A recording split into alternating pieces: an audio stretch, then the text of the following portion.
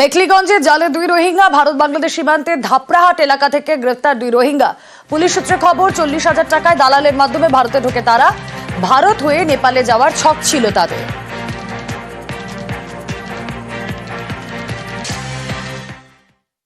কুচলিবাড়ি থানার পুলিশ দুজন ব্যক্তিকে অ্যারেস্ট করে থাকে ধাপড়াহাট এলাকা থেকে। নেপাল যাওয়ার বন্দোবস্ত ওনারা করছিলেন এবং অ্যারেস্ট করে যখন ভেরিফাই করা হয় তখন দেখা যায় ওনারা মায়ানমারের নাগরিক। ওনারা হাজব্যান্ড ওয়াইফ, ওনারা দুজনকে অ্যারেস্ট করেছি এবং ওনাদের এগেনস্টে আইনত ব্যবস্থা নেওয়া হয়েছে।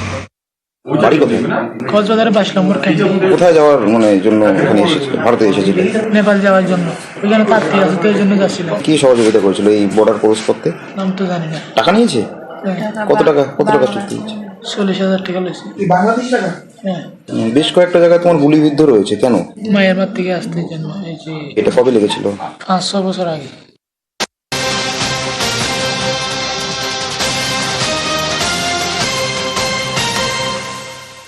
জয়নগরে সরকারি খাল চুরি। নন্দনপুর গ্রামে 50 বছরের আস্ত একটা খাল চুরির অভিযোগ।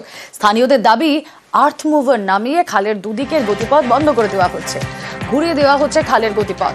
আর খালের একাংশ বুঝিয়ে বাড়ি ও বাগান তৈরির ছকের অভিযোগ।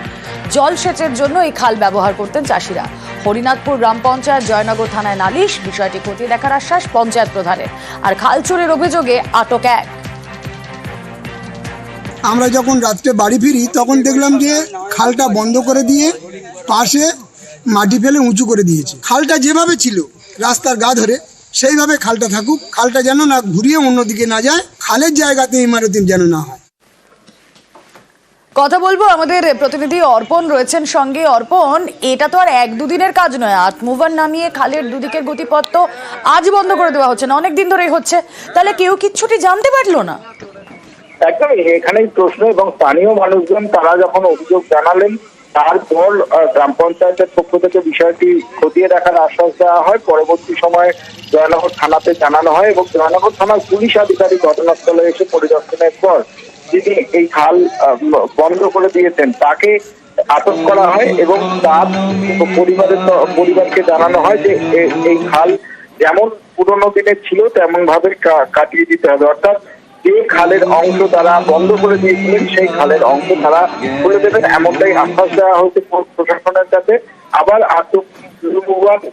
সেখানে গিয়ে এই যে সেচ খালের যে দুটি অংশ বন্ধ করে দেওয়া হয়েছিল সেই সেচ খালের দুটি অংশ মাটি কেটে নেবেন তারা, এটা এমনটাই জানিয়েছেন প্রশাসনের কাছে।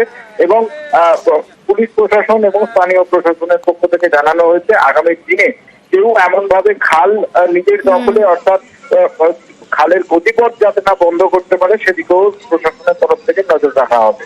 বেশ। জিপি এখন আবাস নিয়ে কাজ চলছে, ওই জন্য আমরা তদন্ত করতে পারিনি। আমাদের স্টাফ কিংবা আমাদের ওইখানে স্থানীয় যে মেম্বার আছে ব্যাপারটা তদন্ত করে আমরা দেখছি। জল নিকাশের ব্যবস্থা যদি সমস্যা করে সেটা আমরা তদন্ত করে দেখছি। ওই ব্যক্তি যদি অন্যায়ভাবে কিছু করে থাকে তাহলে তার উপযুক্ত শাস্তি দেবে।